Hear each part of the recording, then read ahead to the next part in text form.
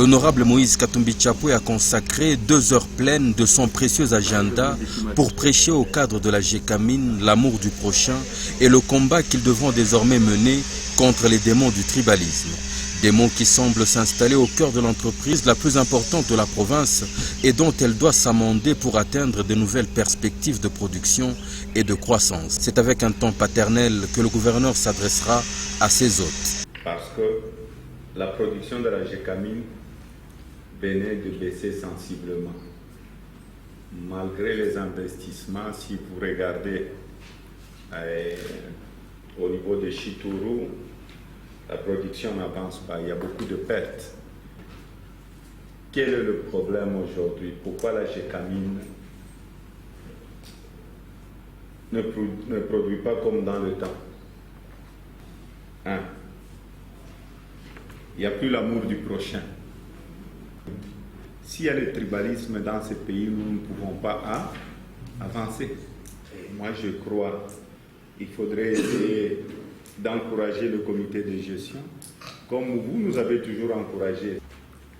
Quand la GECAMIN fonctionnait très bien, est-ce qu'il y avait le tribalisme dans cette province?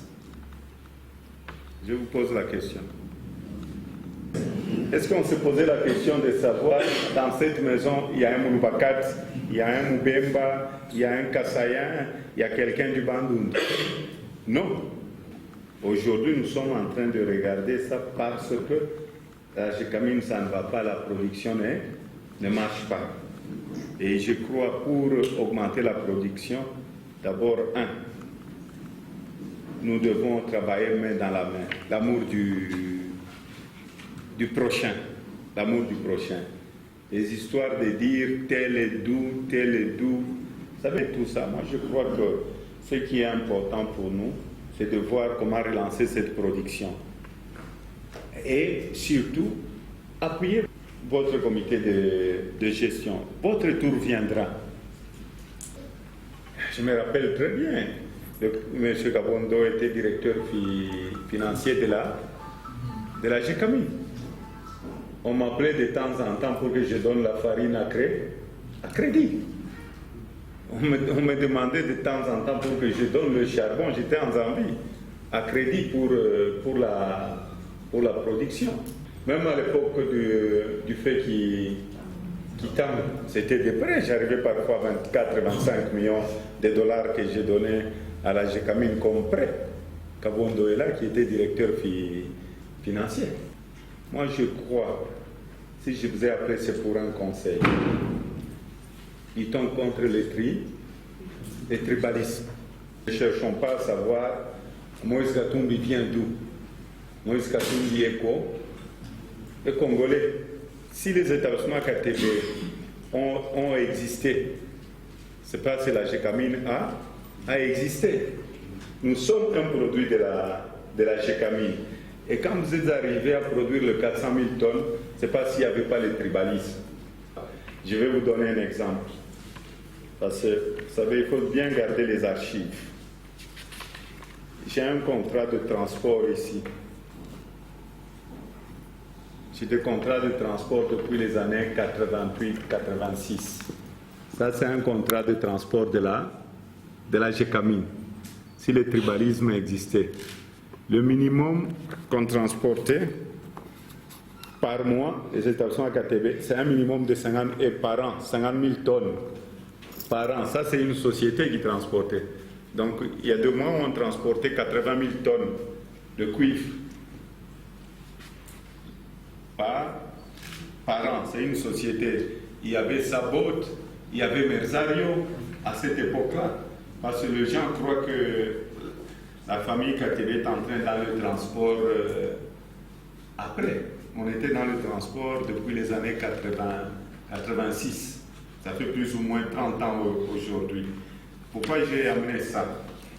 Qui était PDG à l'époque? Umbakia Mittal. Un grand monsieur, le feu Umbakia, qui a Mittal. Est-ce que Umba était du sud Katanga?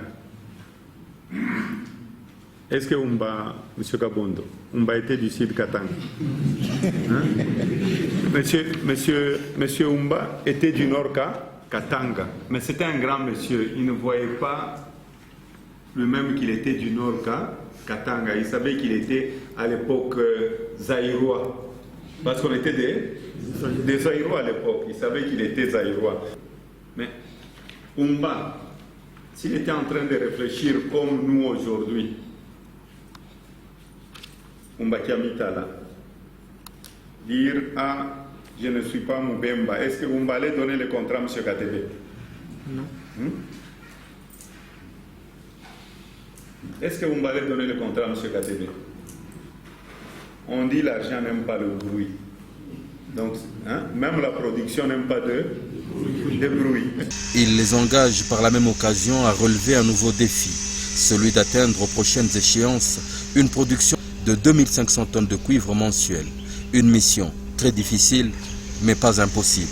C'était également l'occasion pour l'honorable Moïse Katumbi Tchapoué de démontrer, preuve de contrat signé à l'appui, qu'il est un produit de la GECAMIN, une entreprise au bénéfice de laquelle sa famille transporte et fournit des produits depuis maintenant près de 30 ans. Pendant que certains théoriciens au dessein mesquin limitent la vie de l'honorable Moïse Katumbi Tchapoué aux 8 dernières années, l'homme vient de leur rappeler qu'il y a 3 décennies que les camions de sa famille traversent les frontières chargés de cuivre. Ils sont peut-être nés de la dernière pluie et ça, ce n'est pas sa faute. Pour le reste, très peu dans la grande classe politique congolaise actuelle sont en mesure de prouver qu'ils avaient des coffres forts avant leur poste actuel.